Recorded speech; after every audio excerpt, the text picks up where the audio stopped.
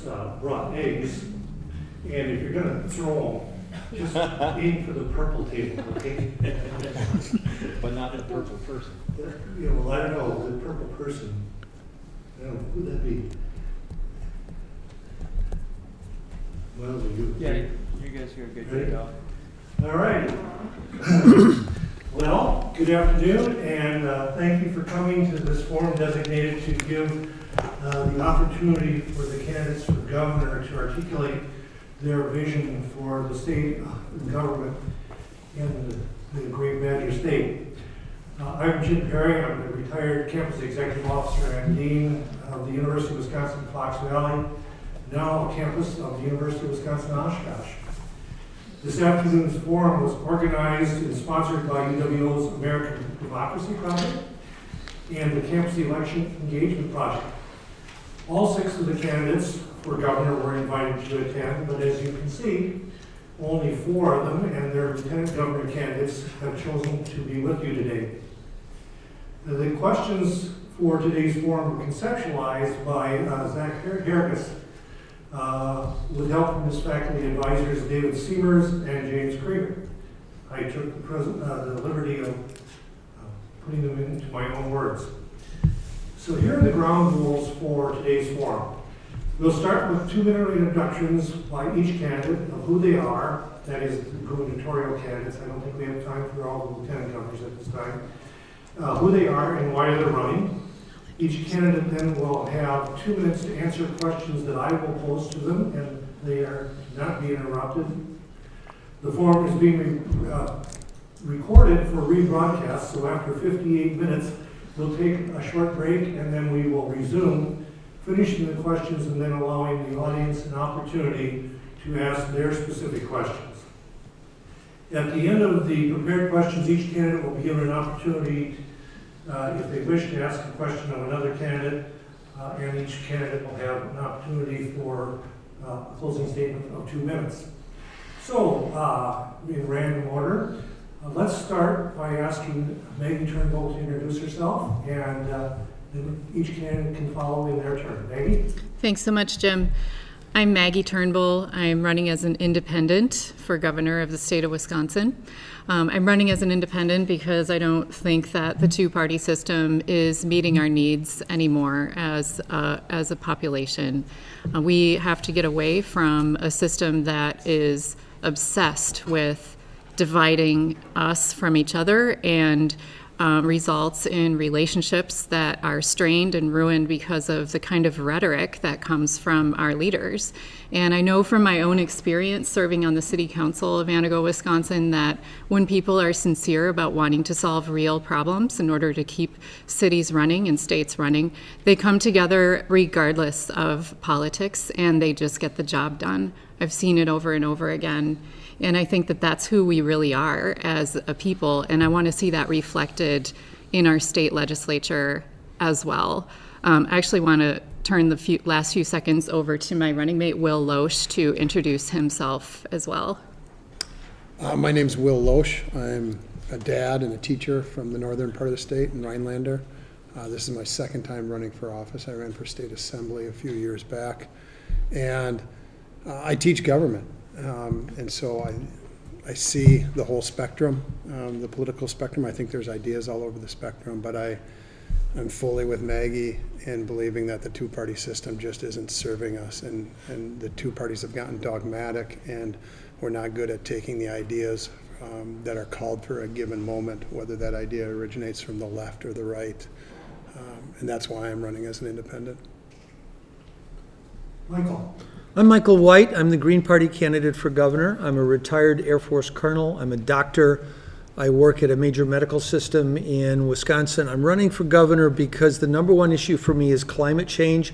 Our children's future is in jeopardy. Your future, your lifetime, will see major change in environmental degradation. Secondly, healthcare is broken. I'm tired of my patients being in tears over the cost of their medicines. Third, we have a political system where people have been voting their fears for the last 50 years. Up, down, yes, no. It's not working well. It is not serving your needs. No other voices other than the two major voices, and the major companies voices are heard. So there is no opportunity for intelligent discussion. We have an election which has become totally polarized. Each side hates the other. Neither side listens to the other. The Green Party and my colleagues are an alternative of other voices where we will work together, we will come together, we will provide solutions. And I'm going to turn it over to my Lieutenant Governor. Hi, Tiffany Anderson. I decided to run on the Green Party ticket primarily because we don't accept corporate financing.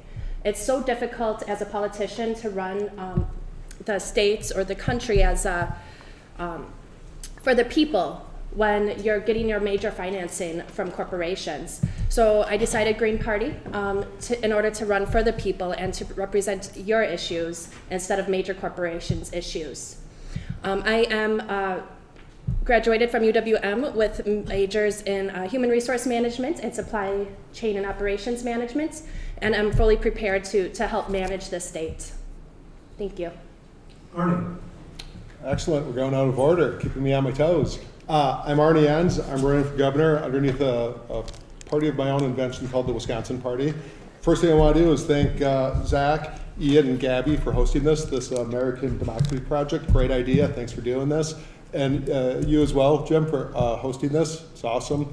And to UW Oshkosh, home of the Titans, which is where I went to school. So, as a matter of fact, I like to call it Harvard on the Fox, not Oshkosh, because it's that good of a school, for real.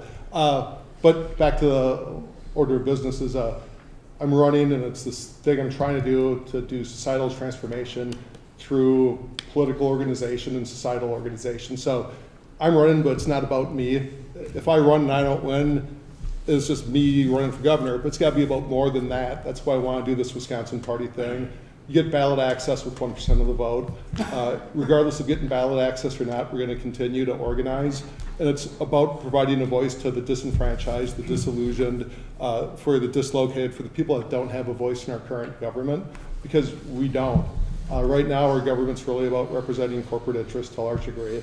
And a lot of people go, wah, wah, corporate interests, and this is all some kind of conspiracy theory thing, but it's not.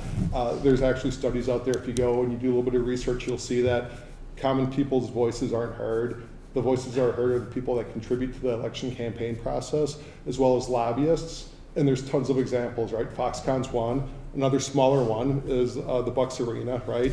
The Milwaukee Bucks and their lobbyists spent $50,000, excuse me, a little bit less than $200,000 to get a huge $250 million subsidy to build an arena, right?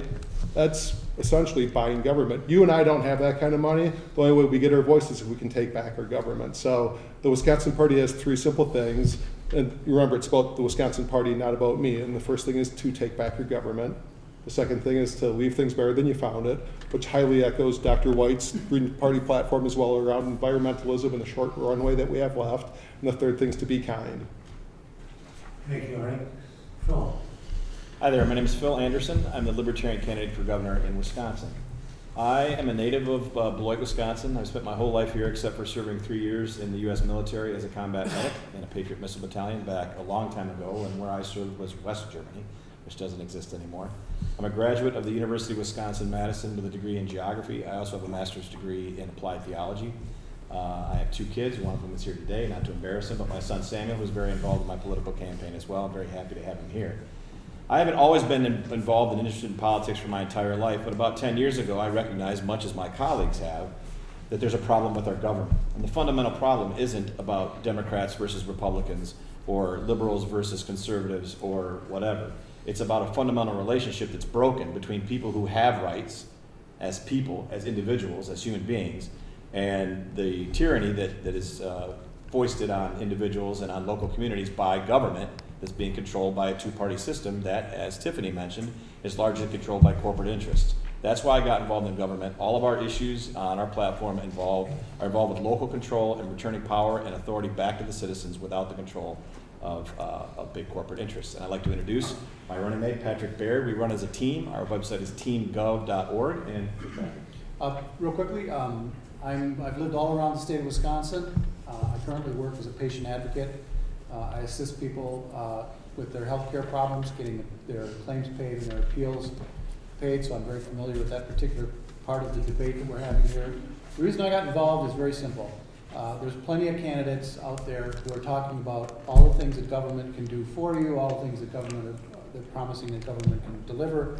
I thought we needed some voices out there that are going to talk about why maybe government shouldn't be involved in your life, and why there's things that government shouldn't be doing, and why there are things that can be done outside of government more effectively and more efficiently, and also to talk about, in some cases like criminal justice reform, why the government gets involved in a way that's not positive.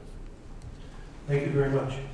The first question for all of you regards your role as third-party candidates. What argument can you make to Wisconsinites to fight against the narrative that third parties can't win? And how would you respond to the suggestion that you might be repeating the role of Bernie Sanders, Ross Perot, and Ralph Nader, and what the role they played in national elections? And we'll start with Quentin. Okay, so I get that question a lot, and it's a fair question, but let me observe that third-party candidates have won. We'll start with Abraham Lincoln. The Republican Party, when he won, was a new third party. Teddy Roosevelt also won as a third party, so it's not the case that third parties cannot win. It is the case that the third parties in today's election are being curtailed by the major parties because it's not in their self-interest. We do not and did not take votes away from Hillary during the last election. In point of fact, Jill Stein, 60% of her voters were new voters. Also, I would observe that if you wanted to credit Jill Stein's voters to Hillary, then you have to credit Johnson's votes to Trump, which he still would have won the election. So the argument that we take votes away, I think, is a fallacious argument to begin with. But consider what you're faced with. You're faced with voting your fears. You only have two choices. Neither one of them are good. Political expertise, political scientists, political studies have shown again and again that it's the other voices in the middle, the others that are not polarized and not committed to only one viewpoint, that accomplish change. Nobody at the major political party is really talking climate change. My primary goal, and one of the goals of the Green Party, is to change the conversation because your future is in jeopardy.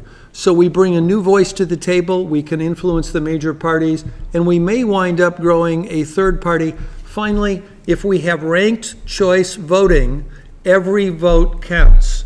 In the current system, you only get A or B and nothing else. With ranked choice voting, which Maggie explains even better than I do, every vote counts, and the third parties would be a major player that would be in a constructive way, and with that, I will pass.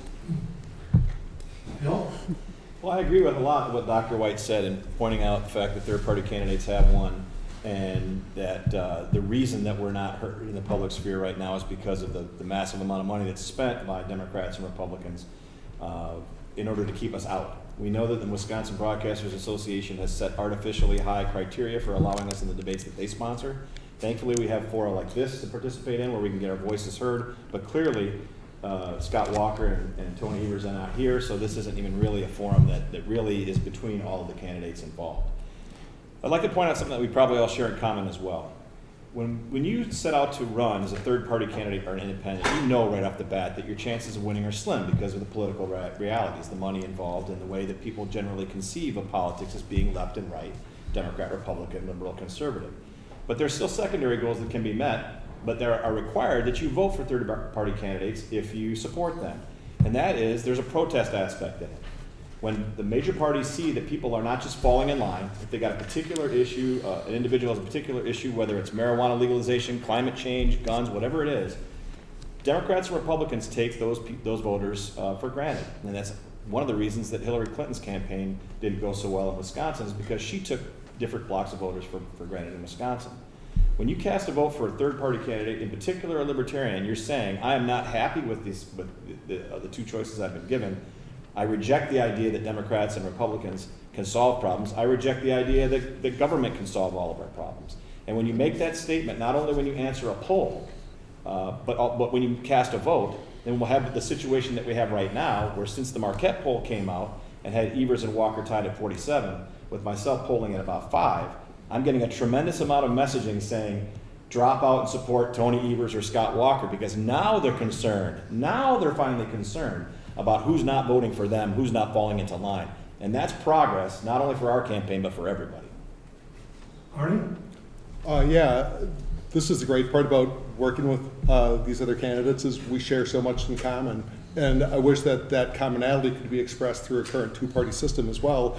And the thing we're all talking about and agreeing with when people talk about third-party candidates taking away from who might win the next election, because it's the most important election of our lifetime, again, is that we all agree, right? We need to do anti-corruption sorts of things with our electoral process.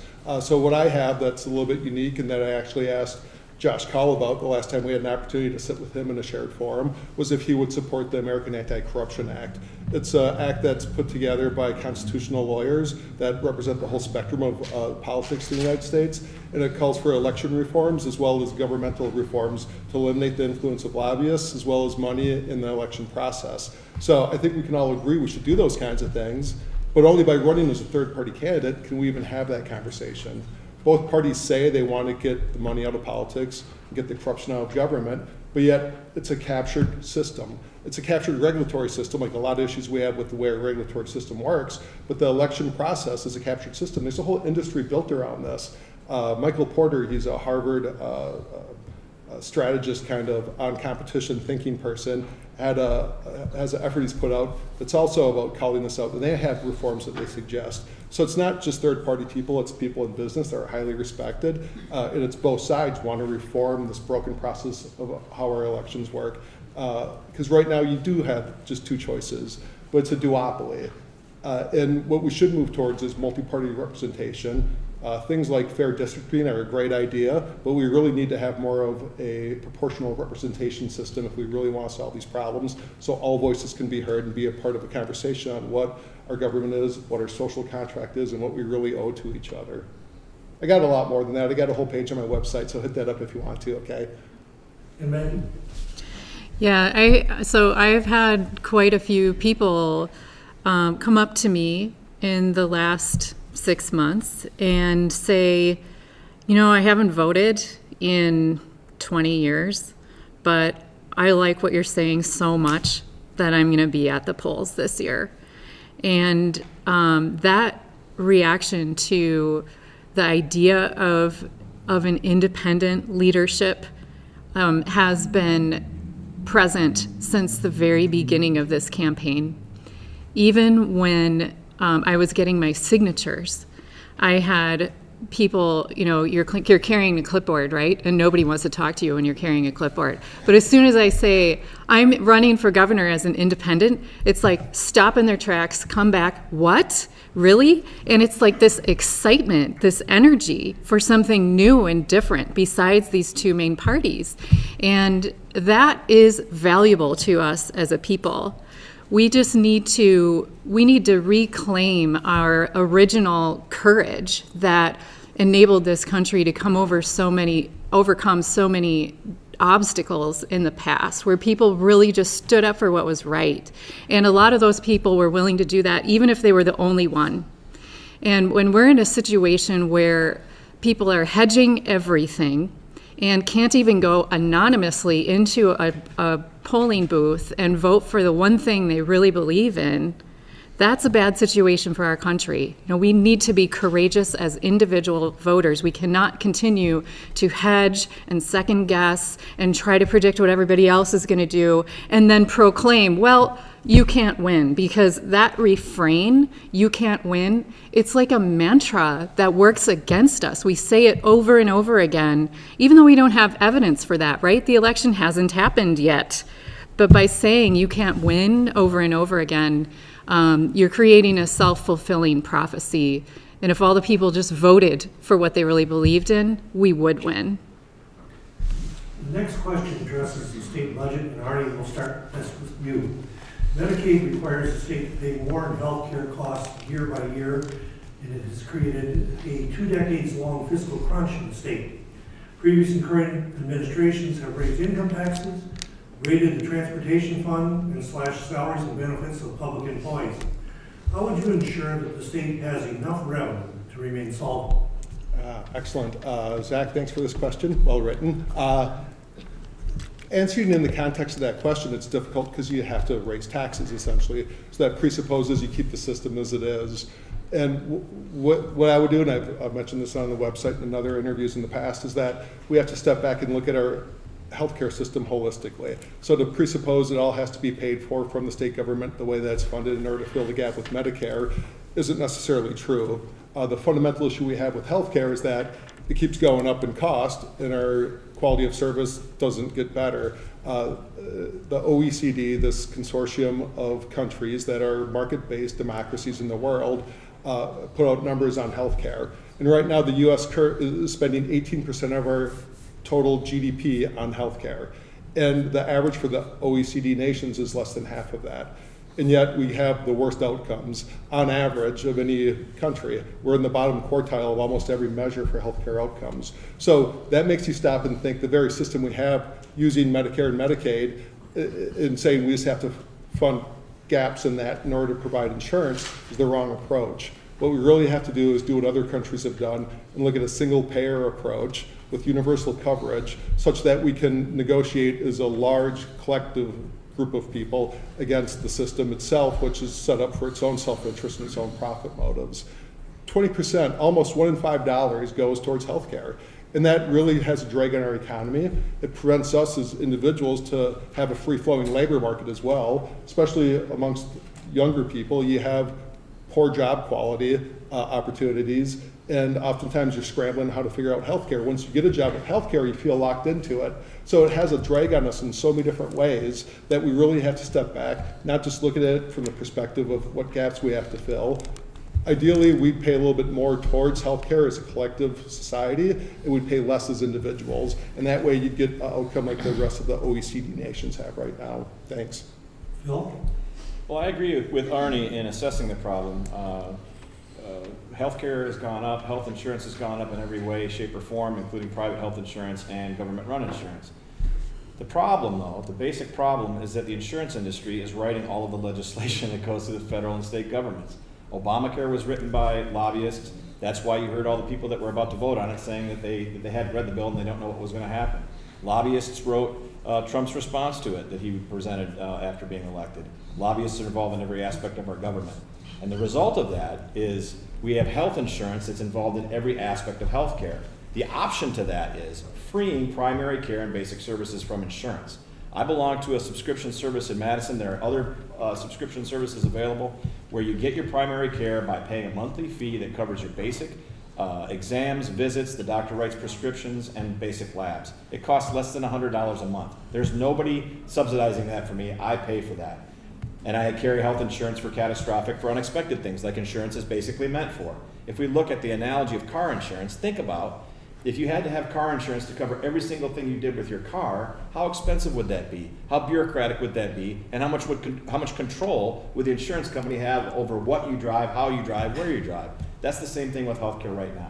So we need to make an effort to get the health insurance industry out of our legislation, holding our legislators to account that they're writing their own bills and they know that what's in them, and creating opportunities for these subscription services to come forth. And then if we need, and we will need, a safety net so that people can still access health care that don't have the means to do so. We're subsidizing something that's inexpensive and accessible, and not just funneling money back to the health insurance industry, which is the cause of the problem in the first place. Maggie?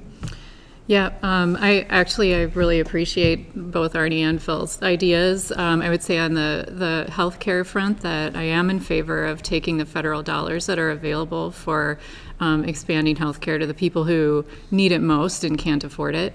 I'd also say in terms of the state remaining solvent as a whole, in my opinion, the only thing worse than raising taxes for everybody is lowering them and then taking out loans that we're all going to be accountable for. And, this year, that's just kicking the can down the road. That's not actually solving anything for the state. And this year we saw a $100 tax credit for families with children. And my thought was, boy, you're going to take that $100 and invest it right now because you're going to need that to pay back, the bills that are going to come due in the next 10, 20 30 years. So that is not effective problem solving, in my opinion. But we also want to make sure that we close tax loopholes for the wealthiest entities in the state, whether we're talking about the richest individual people or we're talking about corporations. We want to make sure that, and this is something the League of Municipalities is on board with, and we've got to close this dark store tax loophole so that the businesses, big box stores that are really extracting a lot of wealth from our communities, that they are also paying their fair share. So lots of pieces to the puzzle. And Michael? So I start off with a little different perspective than everybody else because I'm a practicing physician. I treat patients every day. In the first place that I would start, remember the governor can't write laws. The governor can make an issue public. The governor has the ability to hold the legislature accountable, but she or he has to start with what can the government, the administration control. So the first thing that I would look at is drug costs. My pharmacy where I work paid in September 2014, paid $9 and change for a tube of a steroid ointment that I write every day. 3 months later, the cost for that same tube was $175, a 20-fold increase. I'm assuming some people here watch TV and you've seen ads for the drugs for psoriasis, Enbrel, Stelara, Otezla, whatever. The average cost of those per year is 50% greater than the median income. So to the extent that the government has the ability to go after costs, I would work with other state governments and nonprofit organizations to do anything I could to control the cost of health care. Then I would do all the other things that they've been talking about. That's the advantage of coming last, is I get to steal their ideas, all of which are good ideas. And what you will notice today is that you will see more agreement than you see disagreement. You will see us actually answering questions about substantive issues. And I agree with what Maggie says. It's not a simple problem, but we pick up one thread at a time and we don't stop until we solve it. I would start with drug costs. Thank you. Well, given where we are today, we would be remiss if we did not ask about K through 12 education and higher education. We'll start with you, Phil. Wisconsin does not rank favorably among the states in the Midwest as it regards educational attainment. UWO, the tuition and fees amount to about $7,500 per year. When books and housing are added, the cost jumps to nearly $20,000 a year. Student debt is routinely in the news. If elected governor, what would you do to both improve K through 12 and higher education and make it more affordable? Wow, that's a lot in 2 minutes. But I'll start with K through 12 and hopefully finish that in a minute, then do higher ed in the second minute. We have a proposal called Universal Open Enrollment. What that proposal will do is put education back in the hands of parents who are currently paying for education. Oftentimes we see the disconnect when we talk about federal dollars or spending, and the fact that that money comes from individual communities and individual taxpayers to begin with.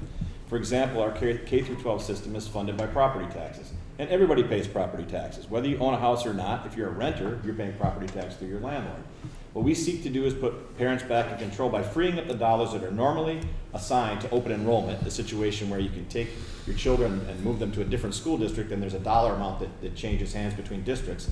Put that back in the hands of parents so they can not only choose a different public school district, choose a private school that doesn't have Common Core standards attached necessarily, which is what the Walker administration does with their voucher program, or any private school they want, or homeschool, and put parents back in charge. Because the idea that taxes are farmed from us, taken from us, and then somehow the government knows exactly what's best for our students and limits our choice, I think is ridiculous and unjust. As far as tuition prices or tuition costs go, we see a direct correlation between the amount of student aid offered, especially in terms of loans, and the increase in tuition. Clearly, it's not a question of throwing money at students and allowing them to pay more for college, because every year since the federal loan subsidies increased, the tuition goes up. We need to look at alternate ways of education that people can access college education that don't necessarily require them to be in residence at a particular schedule at a university. Look at ways to lower those costs and stop funneling money from individuals who borrow money and then owe it for years and years after they've graduated, that ends up in the hands of higher education. And we see the ratio of administrators to faculty increasing. We see the amount of new buildings being built increasing. That's where that money's going to. They're making students borrow to pay for more administration and more buildings, and that just doesn't make any sense. Maggie? Yep. One of the reasons that I chose Will Loesch as my running mate is because he is an educator, and I consider myself an educator in addition to being a scientist. I've worked in classrooms at every grade level from K through 12 and taught in our Wisconsin Technical College system, which I think is an incredible system for people who don't fit with the university but need access to great jobs.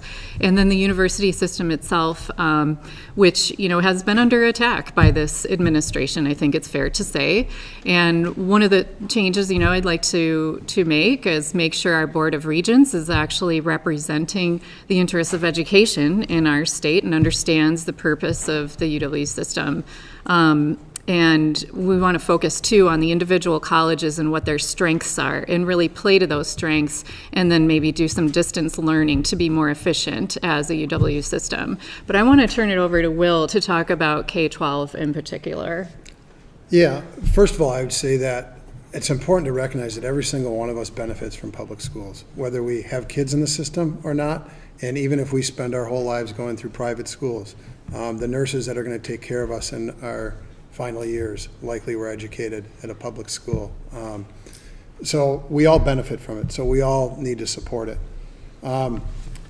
What we need to overhaul the state funding formula so that rural and inner city schools aren't getting shortchanged. They're getting shortchanged big time right now. We need to adjust local revenue caps so that they're equal. Up in my neck of the woods, you can go to one school and they're allowed to raise $11,000 for a student, and 30 miles away, they're capped at $9,200. So those need to be equalized. That can be done in a tax-neutral way. We do need to stop the flow of tax dollars to private schools. Public dollars should go to public schools. We need to support and regrow our public charter school system and innovation there. And we need to support science instruction, get kids outside. And then lastly, I think we need to revamp standardized testing and by de-emphasizing it and reworking it. Michael? So I'm going to exhibit one of those rare moments of vigorous disagreement. I disagree very much with Phil. I like some of his ideas, but I live in the country and the people near me don't have a way to get to an alternative school. The people in downtown Milwaukee don't have good alternate school choices available to them, nor they have the resources to deal with private schools. And I think it's got some merit, but I don't think it's practical. I agree with Will 100%. This is a nation of immigrants. We became Americans in large part because of the quality of our public school system. Our public school system brought people together.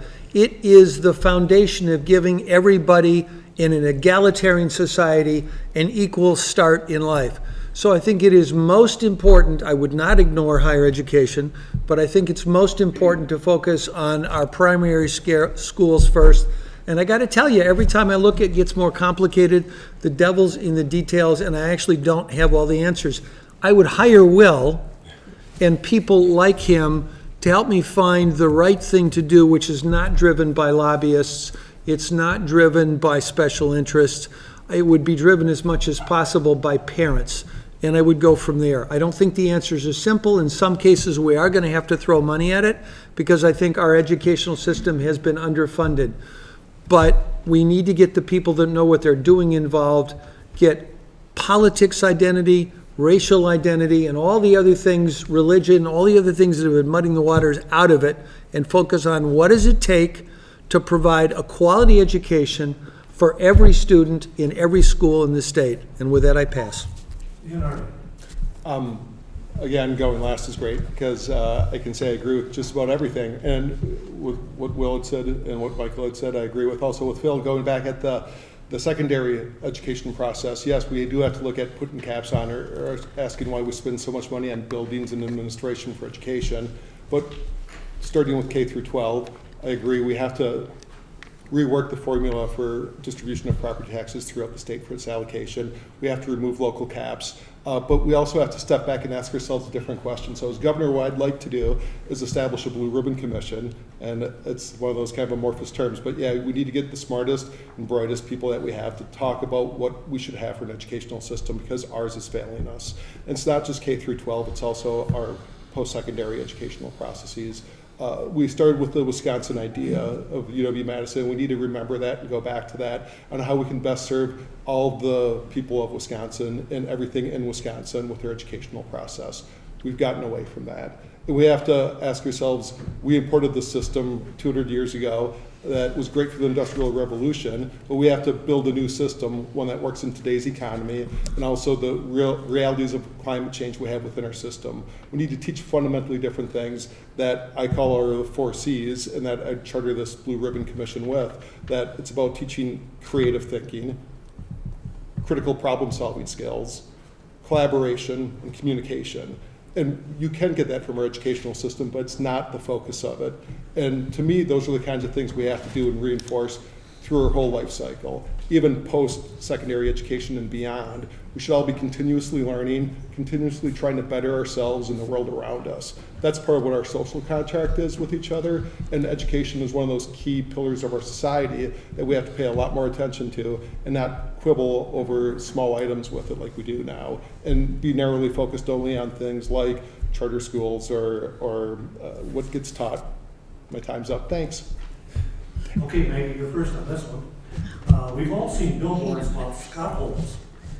All humor aside, how do you propose to pay for our crumbling transportation system and other infrastructure needs? Yeah, no two ways about it. We have some hard decisions to make. So I think it's interesting to note that Wisconsin has more paved roads than any state in the union. And I think that surprises people because we're not the largest state in the union, but we have a very distributed population with a lot of paved roads connecting them all together. And we also live in a part of planet Earth that experiences a freeze-thaw cycle every year. And that's very hard on our roadways. We've also made decisions in the past 10 years not to develop alternative transportation that would have taken pressure off of our highways. That train system between Milwaukee and Minneapolis through Madison really could have helped us out a lot when it comes to our infrastructure, in addition to providing a lot of jobs. And I think that if we get an opportunity like that again, we better not pass it up. That would have benefited a lot of people.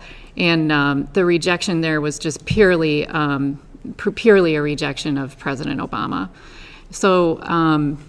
So let's continue, let's get back to looking at how alternative transportation can relieve pressure on our highways.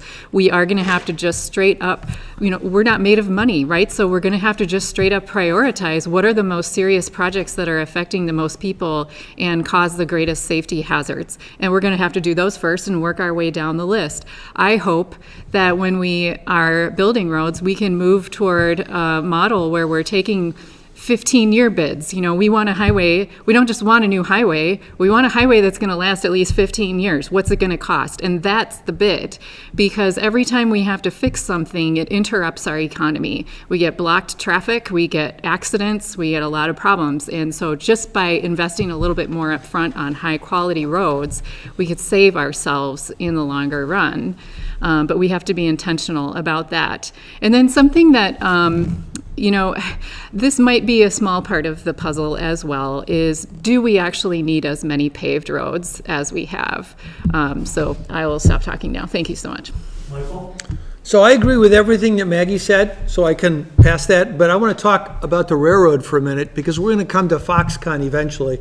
Foxconn is going to give us maybe 13,000 jobs, temporarily, until they automate all those jobs out of existence. And we had to give them a $4.5 billion tax cut to do it. The railroad, light rail project that Governor Walker turned down would have created 36,000 jobs, and they would have been durable jobs. It would have benefited the economy in a durable way.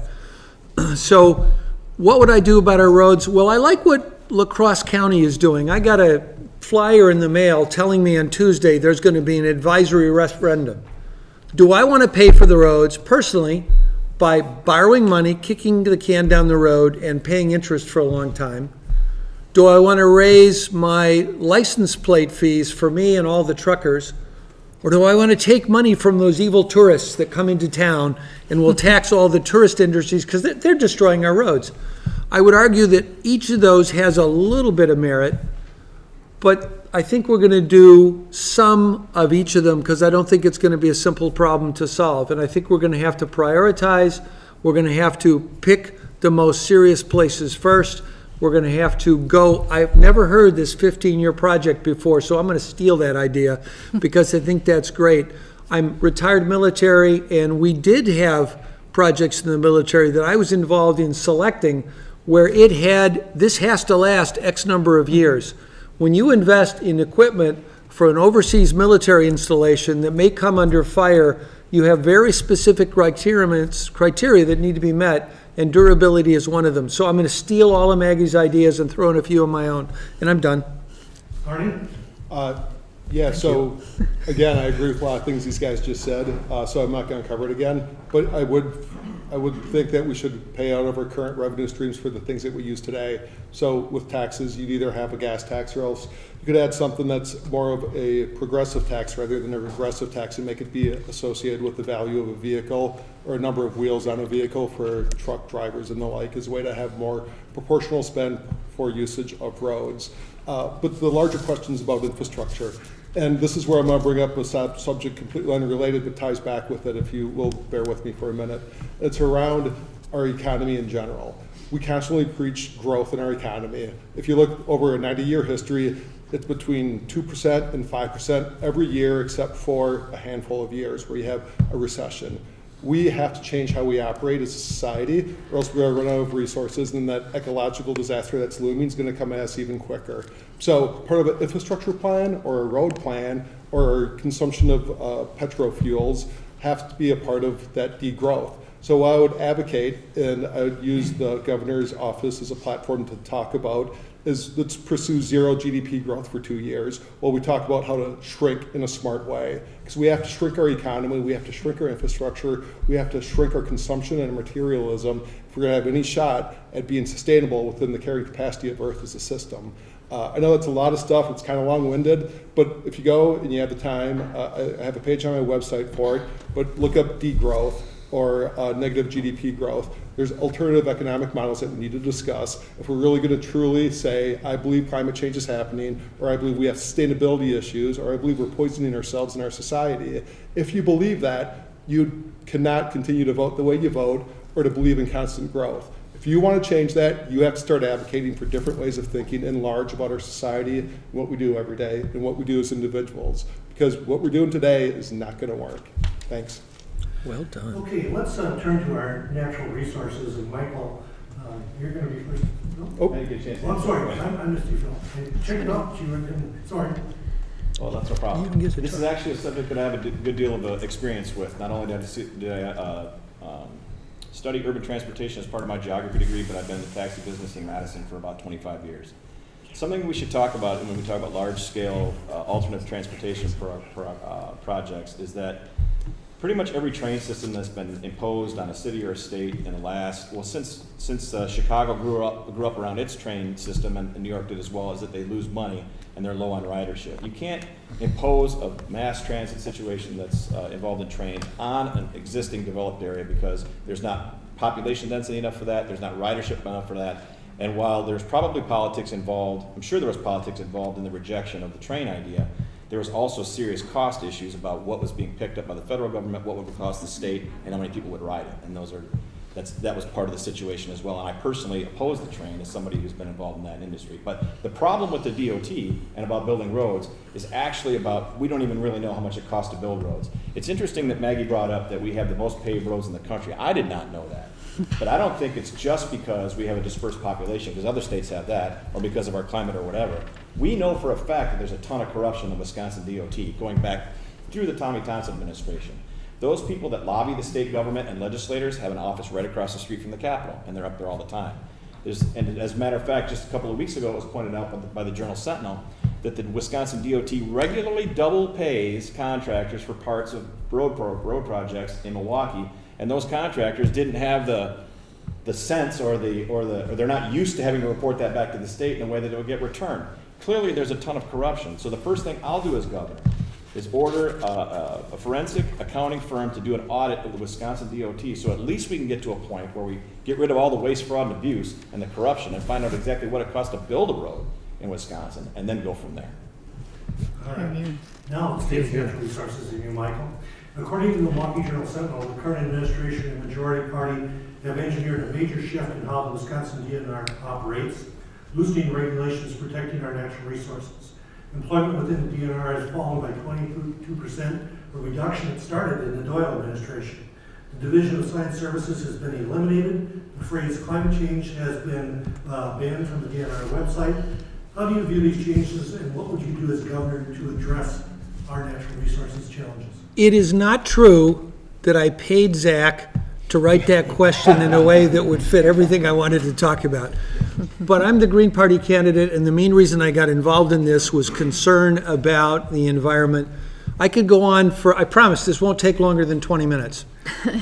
But the reality is that I've got a limited amount of time, so I would start by putting science back into the state government, into the DNR. I would make fact-based decisions instead of policy decisions. My platform is put planet, principle, and people ahead of profit. We need no more Pruitts. A Pruitt is a short-term choice made for the benefit of a few, usually a company with disastrous downstream consequences. When we waive pollution fines for big companies, when we give giveaways of natural resources to big companies, we're not putting the people first. So I would do an assessment of where we are at. I could go on for an hour about climate change, and I would like to, but as the governor, I would start by working with all the governors of the states bordering the Great Lakes to have a real state of assessment of the status of the Great Lakes and our water supply and how we are causing pollution. And then I would work with them and all the other states that have signed on to the Paris Climate Accords. I would work with creating reciprocal agreements with the other states where we share natural resources. And to the extent possible, I would be transparent and I would lead the way, because the governor can lead by example, and our current example is terrible. And with that, I will pause and pass. Phil? I agree with a lot of what Dr. White said, and I think there's more that the state can do as well. We all were at an event up in Kashina, Wisconsin, the Menominee Indian tribe, back in, I think it was June or July, talking about, it was called Water is Life. And the issue up there was a mine that had been permitted to be began on the Michigan side of the Menominee River. And the concern up there was not only with the Indian tribe, but the adjoining counties, that there would be water pollution because of this mine that would affect the property and enjoyment of the property of people that lived along the river and inland from there. The state basically is willing to do nothing about it, and that's part of the problem. A proper role of government is to enforce the rights of the little guy, the rights of the property owner, the rights of the individual. And as governor, what I would do in that situation, and any situation where somehow or another a big company got a permit to open up, whether it's a mine or a cattle operation or whatever, that was creating pollution and wrecking people's property around it, is to stand up for the individual rights and the property rights of those people around it. That's a directly anti-corruption sort of thing. Right now, we've got a governor in place who has changed the rules about mining permits, and who allows mines to open in whatever part of the state, not allowing local units of government to make their own permit decisions, and getting rid of the rule that they had to demonstrate that they operated for 10 years cleanly before they locate there. That's clearly Governor Walker saying, I don't care what's going on locally, I just want this mine to open, and there's probably campaign contributions coming back from that. If we stand up for individuals' rights to enjoy their own property, then the situation of pollution, the situation of natural resources, all those things that we understand are symptoms of corrupt government can go away. And when people want to spend money on politicians and to get things done, we will resist that, and it won't happen, because we have a solid, fundamental, philosophical respect for people to enjoy their own property, no matter how close they are to a mine that might be politically useful. Maggie? Yeah, I would say that, so in this country, I would say we have a lot of respect for science. It's a lot of what has made our country great. And And the Republican Party, I have to point out, has been good for science in a lot of ways. As astronomers, the Republican Party can be relied upon to make big investments that really move our nation forward on science and technology fronts. However, in the state of Wisconsin, it's like a left turn away from that. And scientists who work in our government offices are completely censored. They're not even allowed to use normal scientific language to talk about what they're doing. And the fact is that we are all scientists. Anybody who makes an observation and is capable of seeing the consequences of an action is a scientist. That's all science is. And when people specialize in that, and we welcome them into our government offices so that we can understand how to make policies that are informed by careful observations, that is what helps our state remain solvent and preserve the natural heritage that we are so proud of here and that attracts people to our state. So I agree with basically everything Michael and Phil just said, and I want to say that as governor, I will definitely be returning a culture of respect for science to the state of Wisconsin. All right. And I'd also echo all of those things. And the Democrats say that as well, right? It's like put science back in the DNR. Of course we should do that. These things are about the discovery of truth, not necessarily about the discovery of what somebody's political preferences are in order to make a case for resource extraction or for businesses to set up. Of course, that's a part of our economy and the world we live in today, but that has to be balanced with looking at a larger picture. As I indicated with my last response,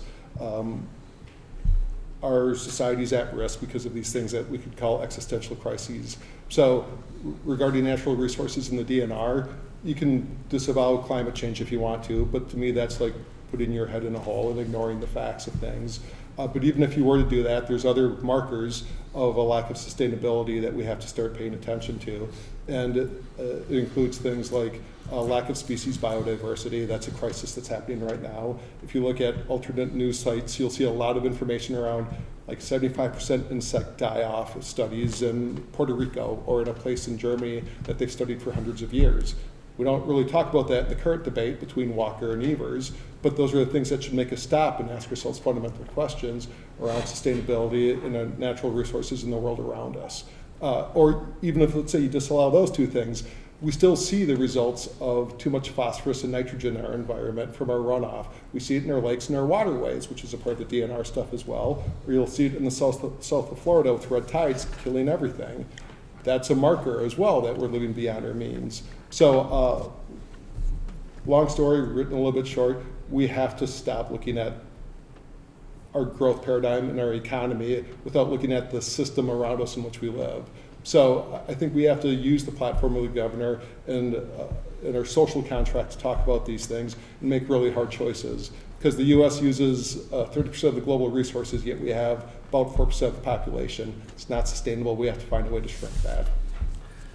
Maggie, you're up to the plate on the last question before the break, and this is a question about electoral reform.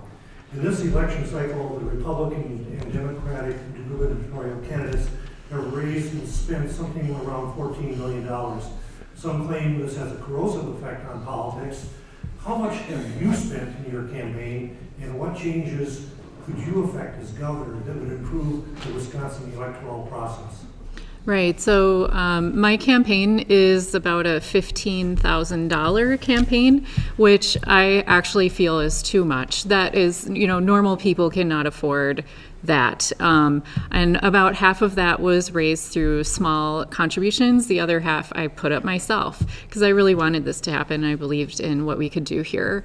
$15 million is outrageous. I think that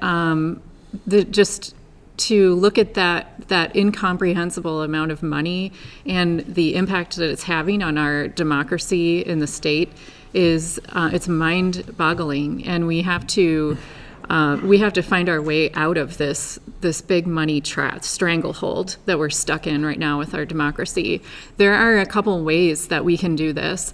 One is to move, first of all, we're going to just have to be really courageous and start electing people who stand up to that and are not part of it.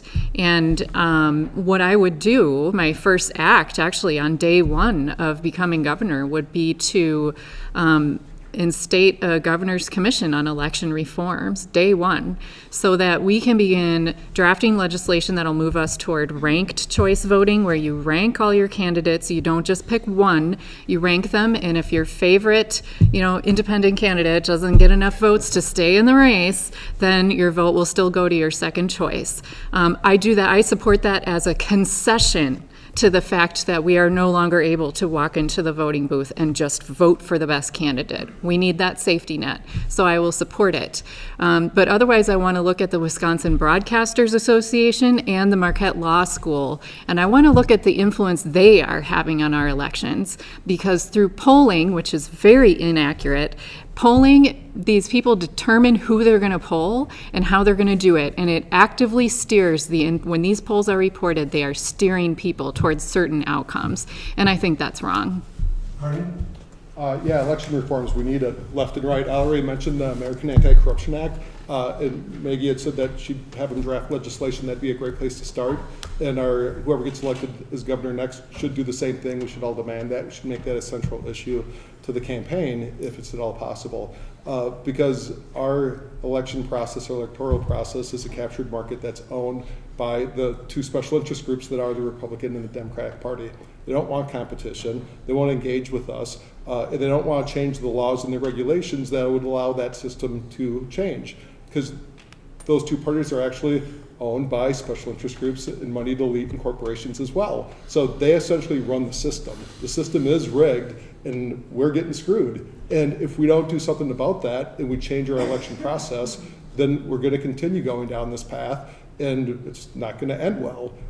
We have more and more inequality across our society. We have more nationalism. We have more racism. We're emotionally triggered by our system in order to keep us distracted from the fact that, well, we're arguing back and forth around identity politics issues that have become weaponized. Somebody else, AKA all the folks with money, are reaching and stealing the wallet out of our back pocket and running off with it. So if we don't wake up to that, and I think everybody feels that, everybody knows that, but what do you do about it? Well, the answer is to say, I'm not going to vote for either one of these two parties because they are a lesser of two evils. And I'm going to think for myself, and we're going to demand that we do stuff like the American Anti-Corruption Act. And real quick too, because I only got 30 seconds, the whole thing on the roads is a great point. I'm a former biker, and we do have the most paved roads in Wisconsin, and it's great for biking. The reason for it, it's the milk industry, all the dairy farms. Back in the day, glass bottles would break if you had gravel roads. So Wisconsin, when we had real dairy farms, rather than these mega dairy farms, these CAFOs, concentrated animal feeding operations, which spread fertilizer and poison throughout our system. Before those things came into place, when we had real dairy farms, we needed that road system. And how much was your campaign? Oh, I've spent about $450. Okay, Phil? We've raised and spent about $16,000 so far, and almost all of that, except for maybe $500, has been raised by contributions from people of $250 or less over the course of the year or so that we've been actively campaigning. I'd like to agree with everything that's been said so far. One of the big problems, obviously, is that if people are willing to sell themselves, then they'll be bought. So right now we have Republicans and Democrats who are so desperate to stay in power, that is their job. The basic economy of politics is there are large corporate interests that want to have advantage in the economy. The best way to do that is to pay politicians and political parties, and often they pay both sides, Republicans and Democrats. For you to say both sides, I know there's more than two sides. We're trying to get good on our language about two-party system and trying to erase that. Forgive me, Maggie. But I agree. They pay both sides, and what they pay them for is to enact legislation and maintain a monopoly so that those moneyed interests maintain their competitive advantage. We see that in terms of the rhetoric of this campaign and why we're being excluded. But in almost every situation, government, whether it's Democrat or Republicans, exert some sort of influence over the economy or over people's behavior or over the rhetoric or over whatever it is. and they trade that for the campaign contributions, then allow them to exclude the rest of us from the conversation and for them to maintain power. If you've been watching television at all the last couple of days, every commercial break, 3 minutes long, is 6 political commercials, sometimes more than one from the same candidate. They are trying to drive people either away, I'd argue, by pissing people off, forgive my French, and making them uninterested in politics because it's so negative, and then the people that are partisans, that can be excited by fear, envy, and anger, to go to the polls and to make them believe that this is the most important election in their lifetimes. The only reason that this election is important because there's 4 very qualified people up here running for governor, and none of us are in favor of dirty politics. We're all in favor of cleaning it up, and that's why we're all excluded. Mike? My campaign has raised less than $1,000. 80% of it is my own money. Part of it is that I wasn't real good about finding help right off the bat, and I only recently acquired the help that I really needed to start going out and getting money and more support. I want to tell you something really good that has happened. First of all, your election workers, the people that work in the polls, are doing that out of love for their country and out of love for the process. And I have nothing negative to say about the people that work all the way up to the Wisconsin Election Commission, because I dealt with them personally during the last recount. I'm not going to ask what you thought about the last recount because we don't have time, but I will tell you the results, and I'm sure that most of you don't know the results. Never mind who won. As a result of the recount, which the Green Party asked for, and which Jill Stein got $7 million donated in 2 weeks from across the country, we learned that our voting machines can be hacked, that our voting machines have problems, and as a result of her standing up for your vote, a whole class of voting machines has been decertified in Wisconsin permanently. Next week, Tuesday, 5% of the votes will be hand counted in a risk-limiting audit. So as governor, one of the things that I would do is I would emphasize transparency. That's number one. Number two, I do want everybody to take 2 seconds. Look around in this room. How many black people do you see? How many people of color? This country right now is changing. I've lived in 10 states, 2 foreign countries. I've served in 2 branches of the military. I grew up in the Detroit area, which was 70% black when I lived there. We are now a rainbow country, and both parties, to some degree, have been trying to keep all those other voices out. So one of the things that I would do is everything I can to make it easy to vote, to get people engaged. We would have a very different country if everybody voted, and I'm done. We've come to the end of the 58 minutes that is allotted for the broadcast time. We're going to take a couple-minute break, and then we will come back and finish the questions.